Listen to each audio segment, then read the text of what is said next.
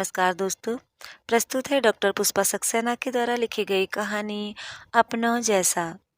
दोस्तों, अगर कहानी पसंद आए तो प्लीज़ चैनल को लाइक करें, शेयर करें और सब्सक्राइब करना ना भूलें। तो आइए सुनते हैं कहानी अपनों जैसा। तिवारी जी के साथ गांव से आए हुए उस छोटे से बालक को देखते ही पतिदेव भुनभुनाने लगे। इस आफत को लेकर तो मैं नहीं जाऊंगा, वापस भेज दो इस लड़के को।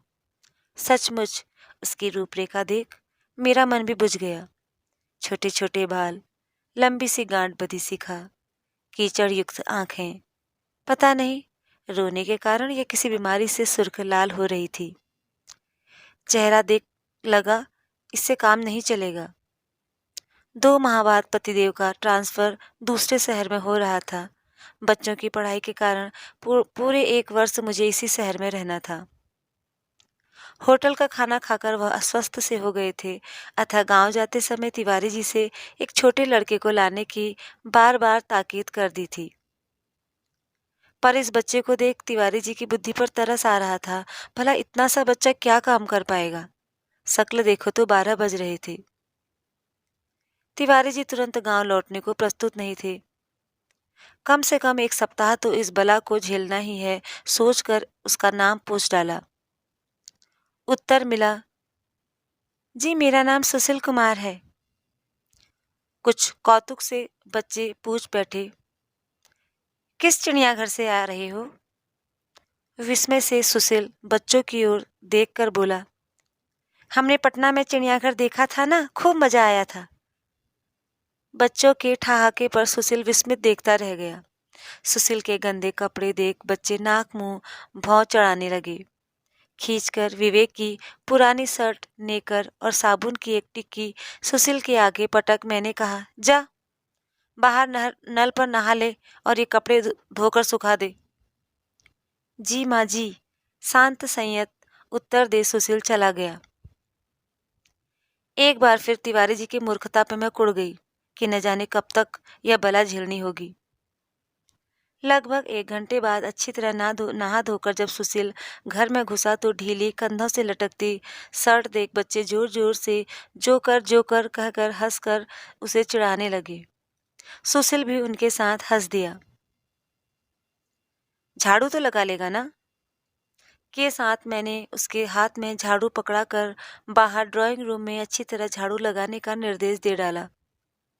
व्यस्तता में यह याद न आ रहा था कि सुशील गांव से बहुत प्रातः चला होगा, पता नहीं कुछ खाकर भी चला था या नहीं। 10 मिनट के बाद ही, अब क्या करूं माँ जी के साथ सुशील मेरे सामने खड़ा था। क्या झाड़ू लग गई? मैंने पूछा। इतनी जल्दी यूं ही बिगाड़ डाल गया होगा। सोच, जब मैं ड्राइंग रूम में पहुंची तो देखा सुशील ने पूरे मनोयोग से झाड़ू लगाई थी। यही नहीं, कुर्सी मेज पर बैठी धूल भी परत भी साफ कर करीने से फर्नीचर सजा दिया था। ठीक है, घर में झाड़ू लगा डाल। हाँ, मिट्टी धूल कहीं नहीं छूटनी चाहिए, कहा मैं बच्चों के लिए नाश्ता बनाने किचन में चली गई। बच्चों को नाश्ता देकर अचानक याद आया कि सुशील को चाय भी नहीं दी। रोटियों पर सब्जी रख कर उसको देते समय लगा, पता नहीं गांव का लड़का है, भर पेट खाना भी कभी मिला है या नहीं, शहर में न जाने कितना खाएगा। सुशील ने मात्र 3 रोटी ली, बाकी लौटा दी तो सचमुच अजीब सा लगा। घर पर दृष्टि डाली तो आश्चर्य हुआ, इतने कम समय में सुशील ने झाड़ू के साथ पोछा भी लगा डाला। चलो, कम से कम झाड़ू पोछा तो लगाना जानता है, सोचकर अपने को तसल्ली दे मैं पूछ बैठी, मसाला तो पीस लेगा ना? बहुत ही उत्साहित हो सुशील बोल पड़ा, अभी पीसता हूँ माँ जी। और शायद 5 मिनट में रोटियां खा मसाला पीसने में वह तन्मय हो गया था। बिना पूछे बाथरूम में जाकर बच्चों और उनके कपड़े धोकर फैलाते सुशील को देख आश्चर्य मिश्रित सुख का भी अनुभव हुआ। सब्जी वाले से सब्जी खरीद उसका हिसाब जोड़ना शुरू करने लगी थी कि पास खड़े सुशील ने फौरन कहा, 11 रुपये 62 पैसे हुए माँ जी। मैं चौंक गई। लगभग 5 मिनट जोड़ने के बाद जब सचमुच उतना ही हिसाब आया तो मैं विस्मित रह गई। क्या तू पढ़ा लिखा है? गर्व से सुशील बोला, गांव के स्कूल में तीसरी कक्षा के 60 लड़कों में फर्स्ट आया था। पैसे देते मेरे हाथ एक क्षण को रुक से गए। मेरी पुत्री सुनित्रा इस वर्ष दूसरी कक्षा में हिसाब में असफल रही थी। फिर आगे क्यों नहीं पढ़ा तूने? कैसे पढ़ता, गरीब घर का लड़का था ना। लगा शायद उस लड़के को समझने में कहीं भूल हो गई थी। एक सप्ताह में ही सुशील ने घर के सारे काम को बहुत सुचारू रूप से किया तो मुझे आश्चर्य हुआ। हम यह भी भूल गए कि सुशील को मात्र एक सप्ताह बाद वापस गांव जाने का निर्णय लिया था। सब काम करके भी सुशील के पास बच्चों के साथ खेलने का समय न जाने कैसे बच जाता था। घर में रहते उसका चेहरा फूल की तरह खिलने लगा।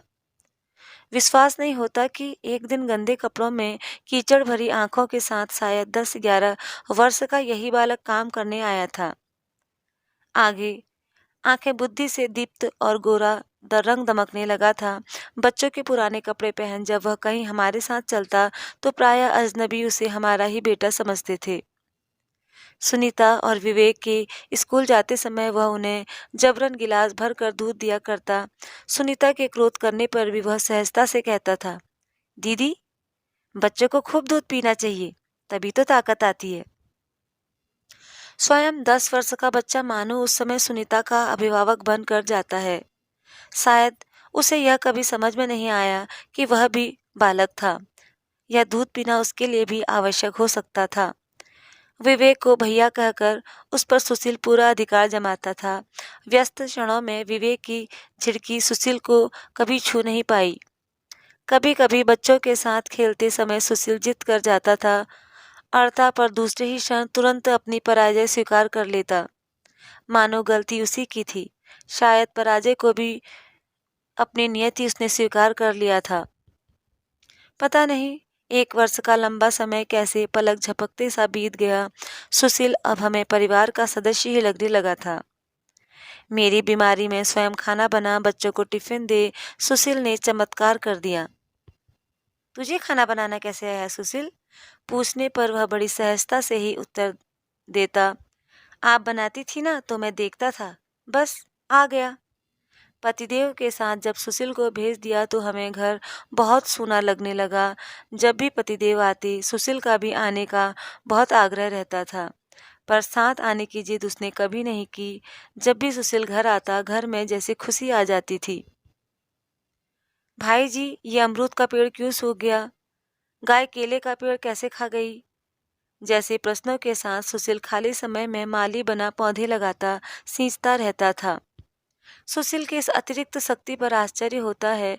उसी आयु की सुनीता तो अपना काम भी नहीं कर पाती।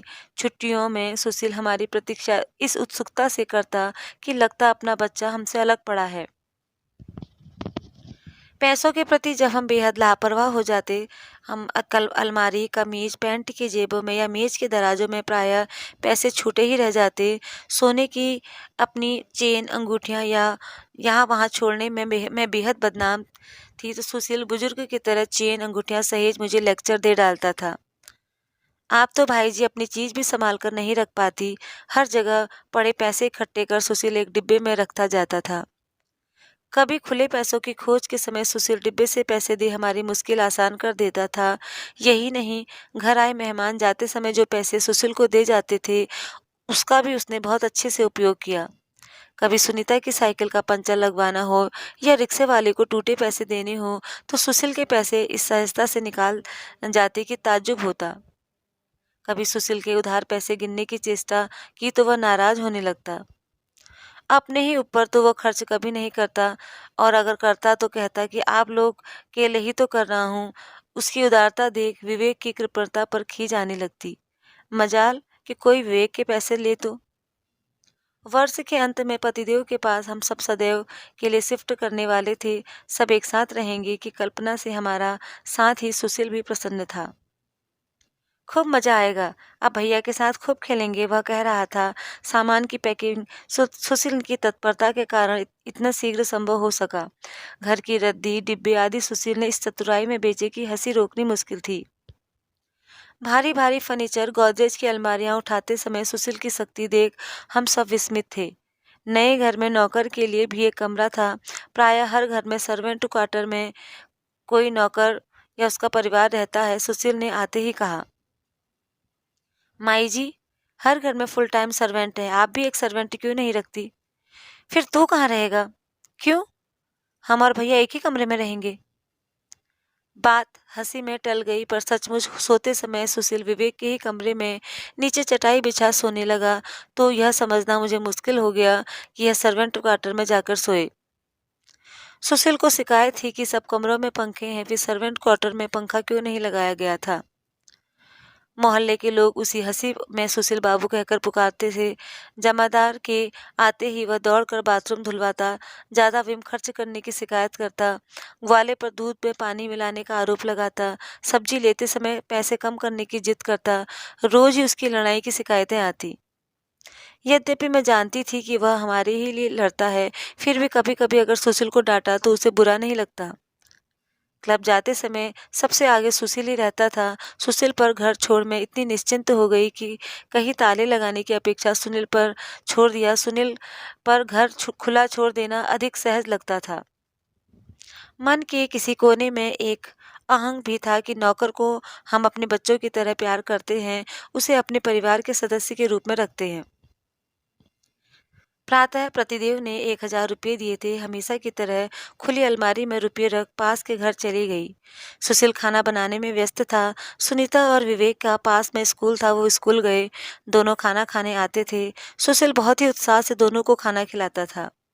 इनके आने में 2-2:30 बज जाते थे, अतः मैं निश्चिंत ही घूम आती थी। खाना खाकर जाते समय जब इन्होंने रुपये मांगे तो अलमारी में है कह मैं किचन में चली गई। रुपये गिनते ही यह बोले, क्या 200 रुपये खर्च कर डाले? मैंने तो 1 पैसा भी नहीं लिया, जैसे कि तैसे धरे हैं, मैंने कहा। पुनः रुपये गिनकर मैं जब 200 रुपये कम मिले तो हम परेशान हो गए। सुशील को बुलाकर पूछने पर उसने अपनी अनभिज्ञता प्रकट की।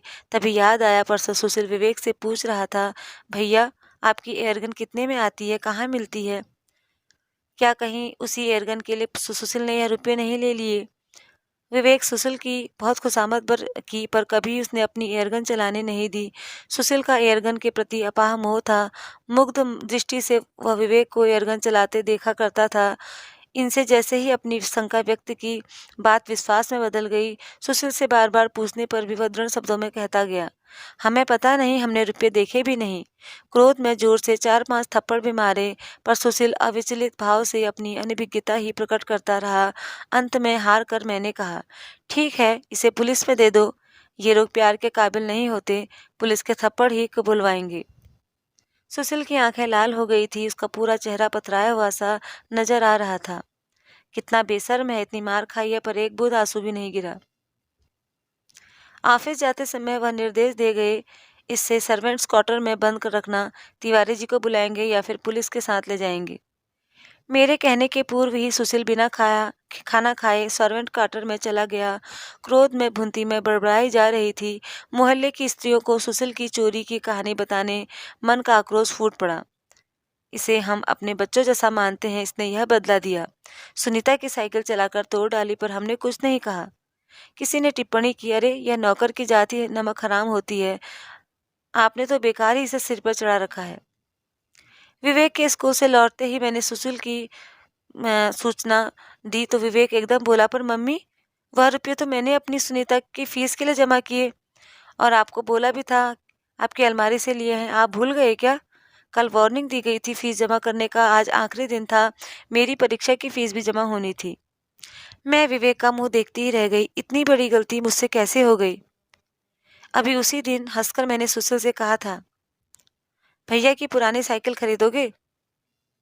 गरीब का बच्चा साइकिल कैसे चलाएगा माई जी? सुशील का उत्तर मेरे सीने पर हथौड़ा मारने लगा। अपराध बोध से ग्रस्त हो जैसे मैंने सर्वेंट क्वार्टर का दरवाजा खोला, सुशील एकदम उठकर बैठ गया। कोमल मुख पर लाल उंगलियों के चिन्ह उभर आए, आंसुओं से पूरा मुंह भीग गया था। एक पल को जी चाहा कि उस पर आए खून को अपने से चिपटा कर सांत्वना दे दूं, पर अभिजात्य संस्कार बाधा बन गए। धीमे से कहा, सुशील गलती हो गई, चल खाना खा ले। रुपये तेरे भैया ले गए थे, हमने बेकार तुझ पर शक किया। आनंद से उसका नन्हा सा मुंह खिल गया, आंखें चमक उठी। कोई बात नहीं माई जी, इसमें गलती की क्या बात? अगर रुपये खो गए तो आप हम पर नहीं तो क्या भैया पर शक करेंगी? कहते हुए गर्व से पीछे खड़े विवेक की ओर देख वह हंस पड़ा। उसकी वाणी में कहीं लगाई अप नहीं, मेरा पराये का जैसे समझने का दर्प चूर-चूर हो गया। क्या सचमुच अपने खून पर मैं ऐसी शंका कर सकती थी? सुशील आज चौथी कक्षा में पढ़ रहा है।